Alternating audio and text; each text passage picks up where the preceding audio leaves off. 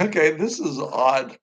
Okay, I appear to be going live stream on YouTube, and I thought I uploaded one. And so we'll see where this goes.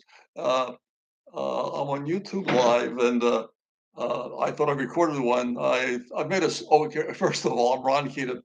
My company name is Chiralex, Chiralex, and it's the uh, Chiralex is gravitational shielding, and I was awarded the first patent on gravity shielding, and it was extended. The patent was extended by 249 days, and it can be seen on the. Let's see here. I get the cover.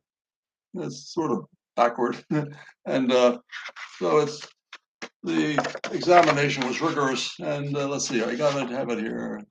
Oh yeah, where that check mark is extended by 249 days by virtue of excessive examination. Getting something, usually the word anti-gravity is very difficult. For sure, patents you don't get granted. And the gravitational shielding is difficult. My title is gravitational attenuation, meaning gravitational shielding. And so what happens is I made another YouTube that is somewhere out there in limbo. And so what I'm going to do is redo it because there was some things that hopefully, where am I? Okay, this is 23rd. Yeah, what I should add, oh yeah, today is May 24th, Star Wars Day. And so I have some notes here that I'm going to have to use.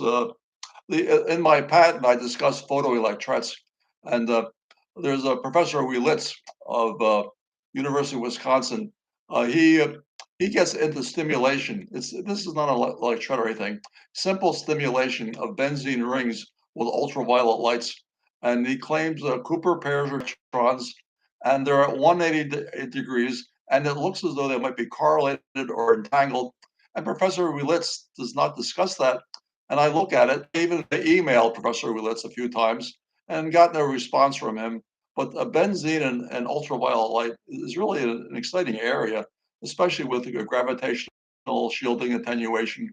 And so the materials that I have here are, they're very thin. I estimate that they're, oh, heavens, I'll just take a sample here. You can see it. This is,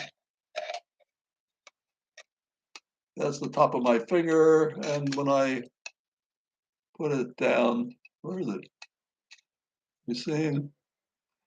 Yes, it's almost at the bottom. So it's a few millimeters thick because people say, well, how thick is it? And it's a few millimeters thick.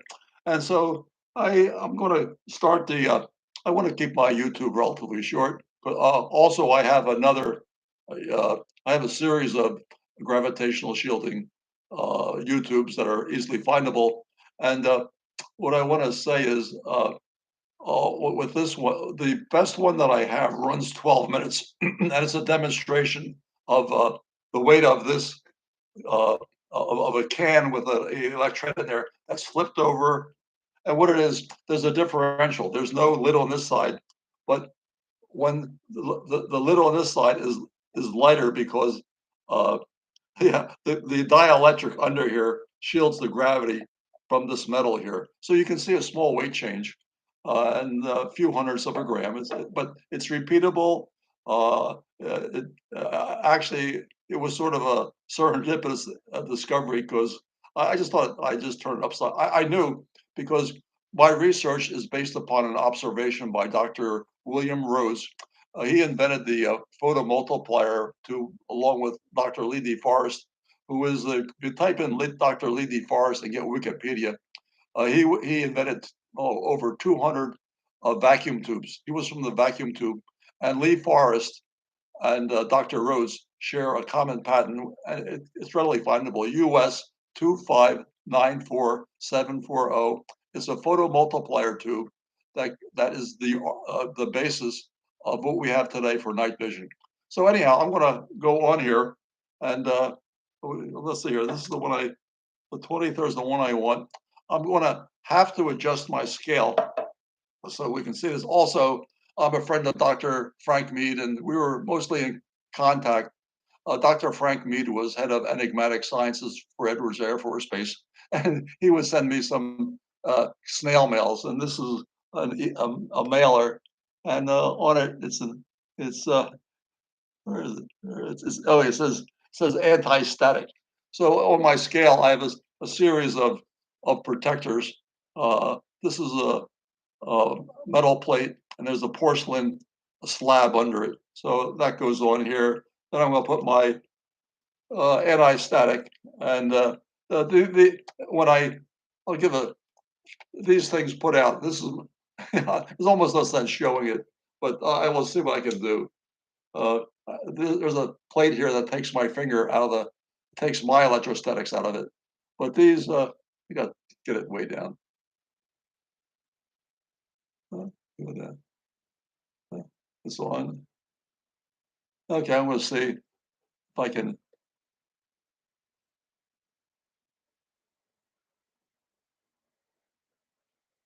There's almost no electret quality to this.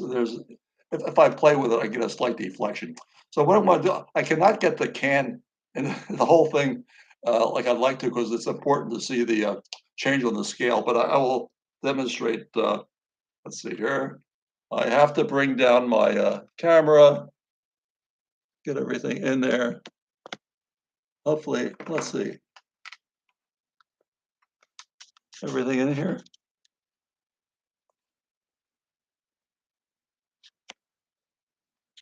Okay, so what I want to do, this is the electret that started out when I first would hit it with this my little ultra pocket ultraviolet light uh, flashlight.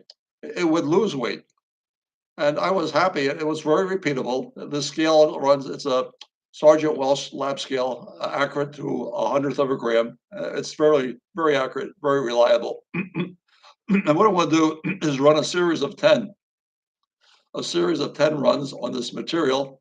And I'm going to have to turn around. Let's see here. It's zeroed. Okay, the CL looks stable. No, I'm even breathing on it, and the breathing on my breathing on it change it? Not much. And so now I'm going to see what the light does. I'm going to show light on, light off. This is odd because, like I said, it started out when I hit the UV with it, it would lose weight. And then that worked for several days. Then I let it go for a 2-day interval, and it switched from a hetero charge to a homopolar charge electret.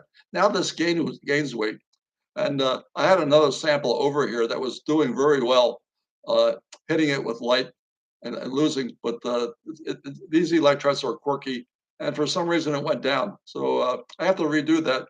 There'll be more than one YouTube on photoelectrets here with my using better materials, higher intensity lighting, and hopefully I get to better performance. So I'm going to hit some light here, and I'll okay, get the weight here. Let's see here.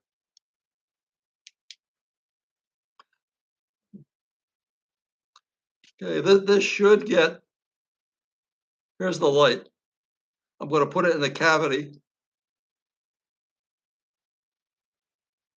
Oh, this is weird.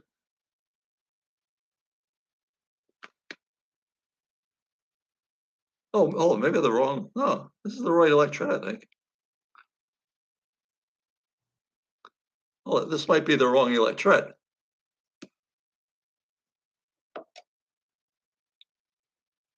Yeah, okay. I think I may have had the wrong electret, which consider the other one. That was the non-performer, I think. They look identical. Okay, this is the one. Okay, we have this is the light. Now I'm going to heavier. Should get lighter.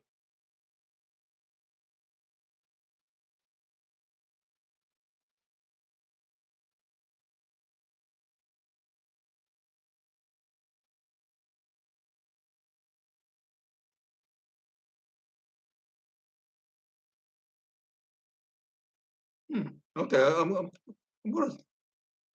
This is these things are so quirky because it was dropping back to 10. Okay, it's back to 10. Okay, Okay, light on. Should get heavier, heavier.